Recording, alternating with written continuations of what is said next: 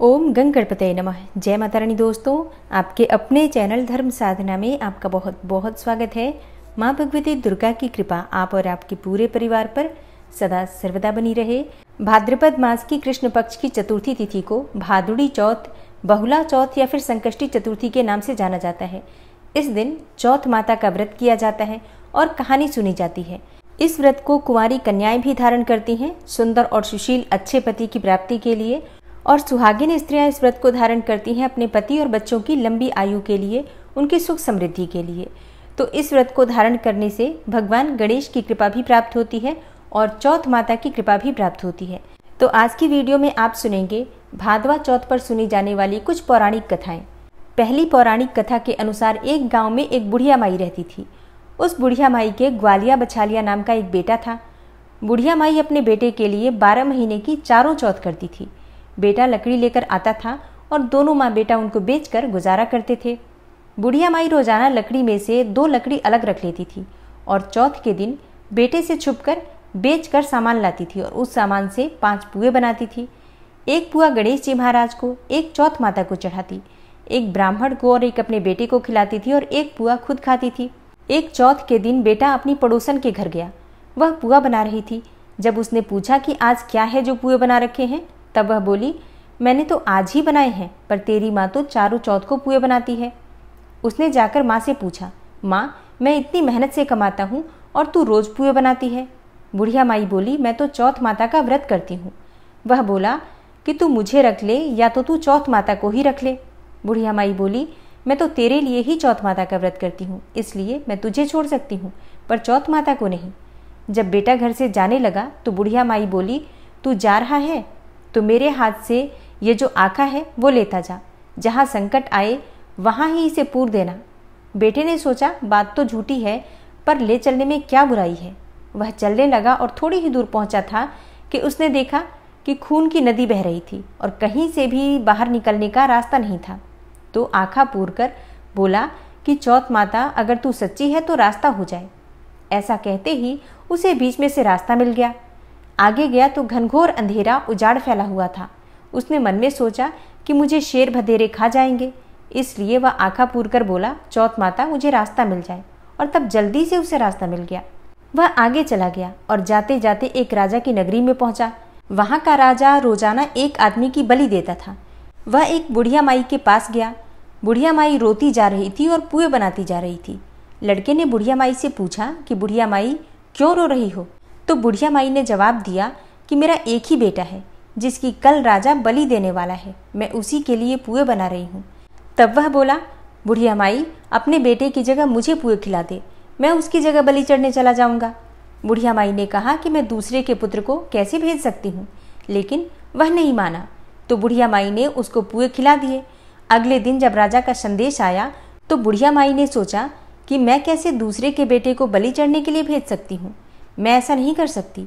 लेकिन बाहर की आवाज़ सुनकर वह स्वयं ही जाग गया और राजा के आदमियों के साथ चला गया। वहाँ मटके पकाने का आमा, जिसमें कुम्हार मटकों को पकाता है, बना हुआ था, जो एक मनुष्य का भोग लेने के बाद ही उसमें हाव पकते थे। उन सब ने मिलकर उसको हाव में ही चुन दिया। वह आँखा पूर कर हाथ में लेकर बैठ गया।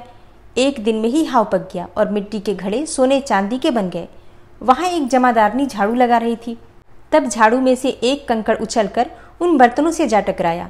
तब जमादारनी ने राजा को जाकर बताया कि आपका हाव तो पक गया है। तब राजा ने सोचा कि हाव तो 8 दिन में पकता है, आज एक ही दिन में कैसे पक गया। तब राजा ने जाकर देखा तो वहाँ पर तो मिट्टी के मटके की जगह हीरे मोती और सोने चांदी के कलश हो गए थे, और अंदर से आवाज़ आई कि धीरे से उतारो, अंदर आदमी है। इस आवाज़ को सुनकर राजा के आदमी डर गए कि अंदर कौन सा भूत प्रेत आ गया। फिर वह बोला कि डरो मत, मैं तो सिर्फ एक आदमी हूँ जिसको तुमने अंदर चुना था। देखा तो अंदर हरे हरे ज्वारे उग गए थे। राजा ने पूछा कि तू अंदर जीवित कैसे बच गया?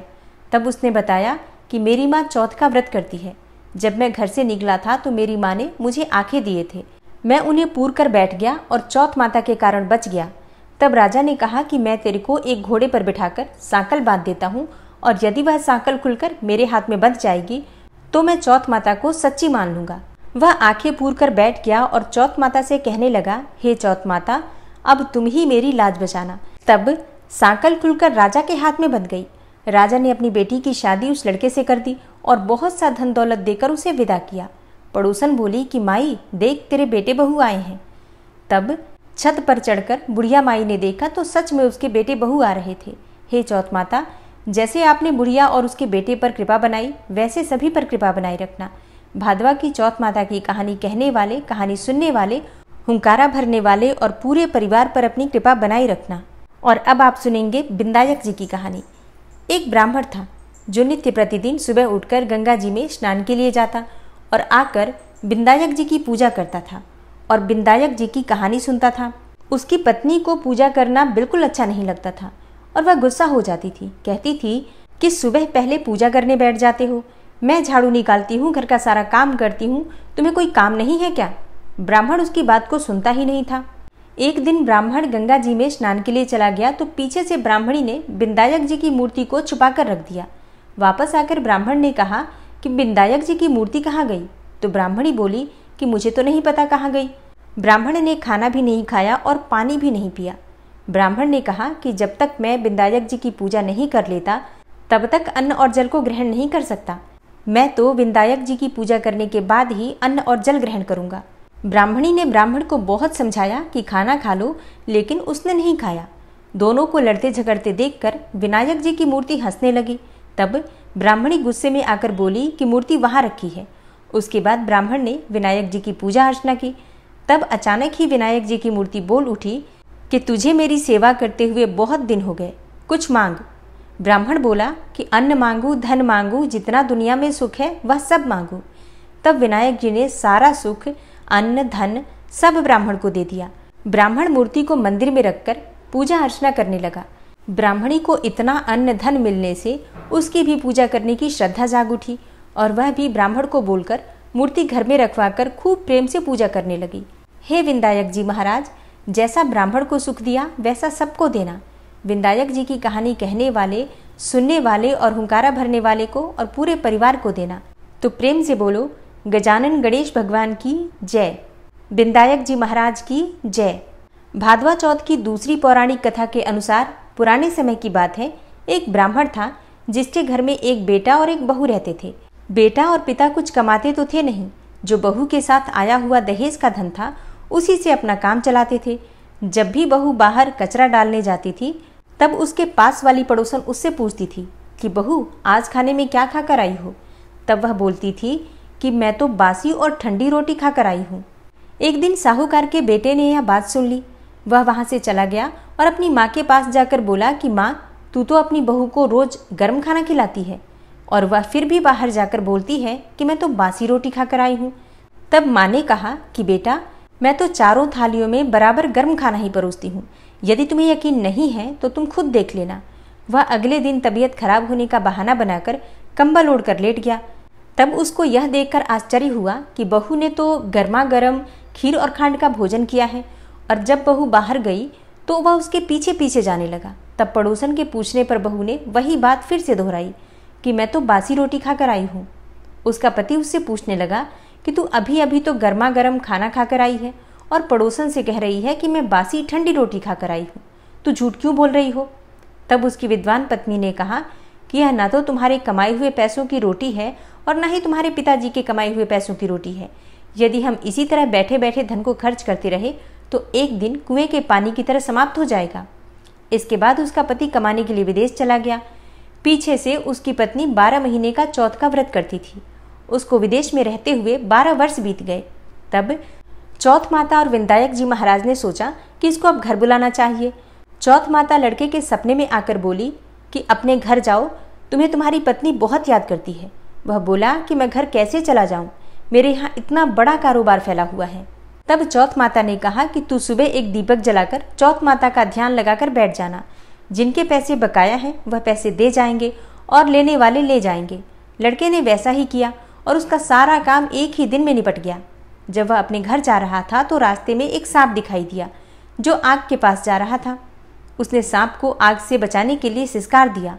ऐसा करने से नागराज क्रोधित हो उठे और कहा कि पापी, मैं तो नाग योनि से मुक्ति के लिए जा रहा था और तूने मुझे सिसकार दिया, अब मैं तुझे डस लूंगा। तब वह लड़का बोला कि हे नागराज, मैं 12 वर्ष के बाद अपने घर जा रहा हूँ। आप मुझे अवश्य ही डस लीजिएगा, किंतु आज मुझे अपने घर वालों से मिल लेने दीजिए। आप कल रात को आकर मुझे डस लेना। नाग ने उसकी शर्त मान ली और वहाँ से चला गया। जब लड़का घर आया तो वह बहुत उदास था। उसने अपनी पत्नी के पूछने पर सारी बातें बता दी। उसकी पत्नी बहुत चतुर थी। उसकी पत्नी ने एक सीढ़ी पर दूध का कटोरा रख दिया, दूसरी सीढ़ी पर बालू रेत बिछा दी, तीसरी पर फूल माला बिखेर दिए, चौथी पर इत्र छिड़क दिया, पांचवी पर मिठाई रख दी और छठी सीढ़ी पर जौ रखा, सातवीं पर रोटी रख दिया। रात को जब सांप आया तो उसने पहले ठंडी ठंडी रेत में लौट कर आया, फिर दूसरी सीढ़ी पर दूध पीकर कहा कि मैं एक ब्राह्मणी के बेटे को डसता तो नहीं, लेकिन वचन दिया हुआ है, इसलिए डसना तो पड़ेगा। फिर वह फूल माला की सीढ़ी से होता हुआ प्रसन्नतापूर्वक इत्र की खुशबू लेता हुआ ऊपर की ओर जाने लगा। सांप को ऊपर आता हुआ देखकर विंदायक जी ने चौथ माता से कहा कि इस ब्राह्मणी के बेटे की रक्षा करनी होगी, क्योंकि इसकी पत्नी इसके लिए चौथ का व्रत करती है, उसका फल तो देना ही पड़ेगा।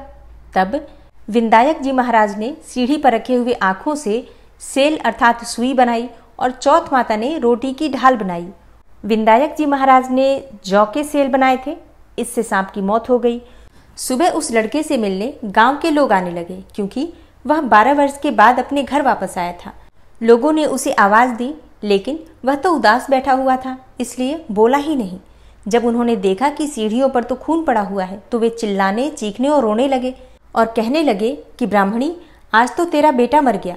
यह सब देखकर ब्राह्मणी भी जोर जोर से रोने लगी। आवाज सुनकर बेटा नीचे आया और कहा कि माँ, मैं मरा नहीं हूँ, यह तो मुझे डसने सांप आया था जो मरा पड़ा है। यह सब देखकर उसकी पत्नी भी प्रसन्न हो गई कि मेरे पति के प्राण बच गए। उसने चौथ माता को धन्यवाद दिया और कहा कि यह तो चौथ माता ने मेरे पति को मेरे व्रत करने का फल दिया है।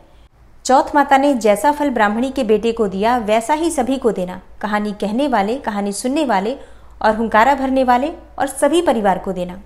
प्रेम से बोलिए चौथ माता की जय, विंदायक जी महाराज की जय।